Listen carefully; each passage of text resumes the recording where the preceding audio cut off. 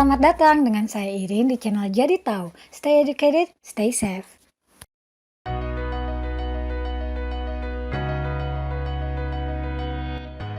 Kalau kamu ingin menjadi seorang trader, ada aturan tak tertulis yang wajib dipatuhi demi kesehatan psikologis kamu. Apa sajakah itu? Tonton sampai habis ya. Investasi sama dengan siap rugi. Begitu banyak influencer yang memamerkan cuan dari hasil investasi, entah dari saham, kripto, atau forex, yang membuat stigma di benak kita, investasi bisa bikin cepat kaya. Tapi apa semua orang bisa berhasil? Bagaimana dengan yang gagal? Yang mengalami stres, depresi, hingga bunuh diri. Mencari tahu mengenai efek psikologinya membuat kita berpikir lebih realistis, bahwa investasi bukan hanya mengambil keuntungan, tapi juga siap dengan kerugian.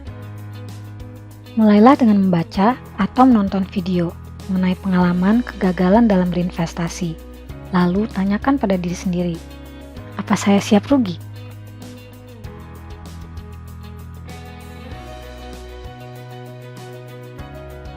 Memasuki dunia investasi seperti menandatangani kontrak sebuah perjanjian, berani menanyakan pada diri sendiri, berapa banyak saya siap kehilangan uang?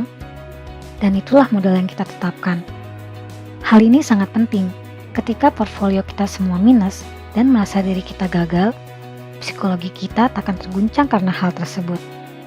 At the end of the day, kita bisa berkata pada diri sendiri, I'm okay. Namun jika kamu tak kunjung siap, kamu bisa coba demo account yang banyak ditawarkan oleh platform trading.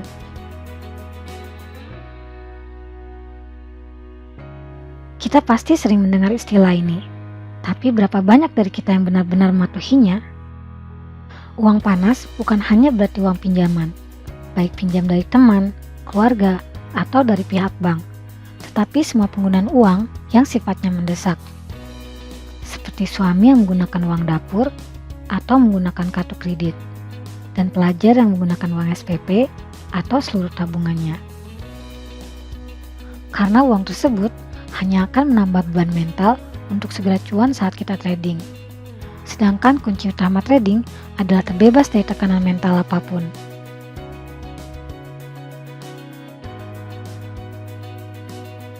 Untuk newbie yang baru bergabung di market, bisa mempertahankan modal saja sudah bagus. Karena berdasarkan pengalaman, banyak kesalahan akibat human error karena belum terbiasa dengan aplikasi yang digunakan, baik di HP atau di PC. Barulah seiring dengan waktu, setelah belajar dan menghadapi tantangan, kita bisa mendapatkan profit sedikit demi sedikit. Kalian pasti sering mendengar hal ini, terlihat sepele, tapi sangat penting, agar tidak mengalokasikan semua dana dalam satu emiten atau koin kripto. Sehingga ketika salah satunya mengalami kerugian yang sangat dalam, masih ada aset lain yang dapat menutupi kerugian tersebut. Kita tahu, masker dan vaksin adalah pasangan sejoli untuk kesehatan. Berbeda dengan margin dan leverage, mereka adalah pembunuh akun nomor 1 dalam forex, future trading, dan saham CFD. Jika kamu membuka situs eToro, di halaman utama akan terdapat kalimat 68% investor di aplikasi ini kehilangan uang karena margin dan leverage. Dan ini merupakan peringatan dini sebelum daftar. Apa kita sudah siap dengan resiko tersebut? Ini adalah kekalahan di Binance Future yang diakibatkan margin dan leverage.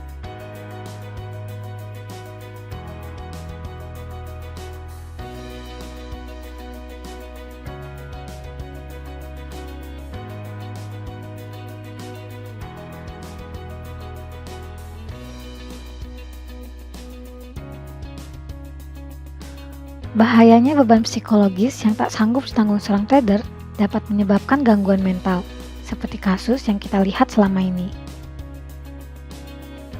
Dan kasus terbaru yang belum lama terjadi adalah kasus Bill Hwang.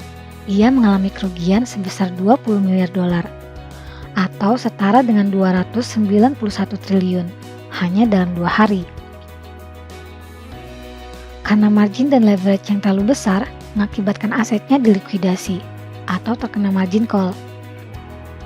Jadi, jika Bihong saja bisa bangkrut, apalagi kita? Karena kita tak pernah tahu akan mengarah kemana market esok hari. Menggunakan margin dan leverage memang hak kita, tapi kita harus pahami resikonya.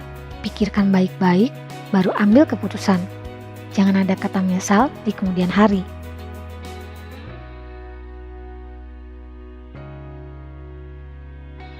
Banyak influencer yang memberikan cara jitu dalam mencari cuan, tapi cocok atau tidaknya hanya bisa tahu setelah dicoba. Teruslah mencoba hingga menemukan style yang membuat kita nyaman. Apakah itu menjadi scalper, swing trader, atau investor. Kalau kamu baru saja take profit atau cut loss, lalu melakukan order secara terus-menerus dalam waktu bersamaan, itulah yang disebut overtrade. Hal ini dapat merugikan seorang trader karena dilakukan tanpa analisa yang matang, membuat semua posisi jadi harus dimonitor. Lalu, apa kamu salah satunya?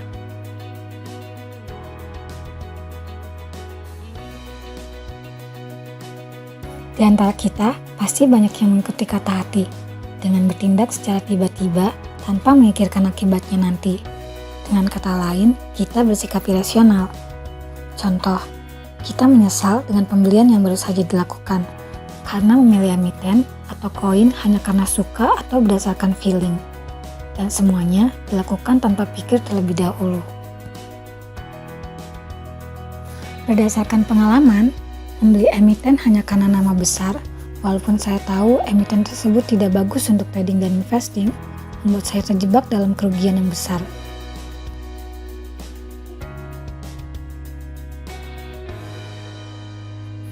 Ya, yang kalian baca benar.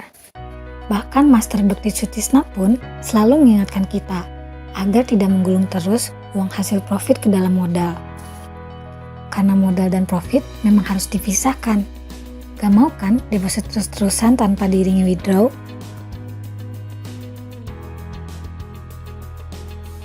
Terkadang kita harus tahu kapan harus berhenti. Setelah taking profit, sehabis cut loss, atau saat merasa bosan dan lelah. Ya, berhenti sebentar untuk menjernihkan pikiran. Nengok ke belakang untuk mengevaluasi kesalahan dan melihat ke depan untuk merancang strategi. Namun kebanyakan dari kita, ketika cut loss, langsung deposit lagi dan open posisi untuk mengganti kerugian. Yang ada, kekalahan selalu membuat kita penasaran dan kemenangan selalu membuat kita ketagihan. Dan itulah yang disebut kecanduan trading. Banyak influencer yang memberi bocoran koin atau saham apa saja yang akan naik dengan analisanya masing-masing.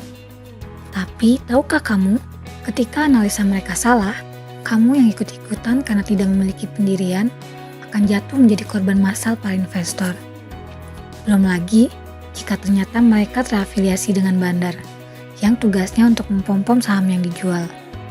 Ditambah dengan berita hoax yang ditebar emiten untuk menarik para investor. Dengan banyaknya jebakan Batman di dunia saham, sudah seharusnya kita tak percaya 100% kepada siapapun. Karena uang kita sepenuhnya jadi tanggung jawab kita. Sekarang udah ngerti kan apa yang harus dilakukan? Jika video ini bermanfaat, jangan lupa subscribe dan nantikan video selanjutnya. See you!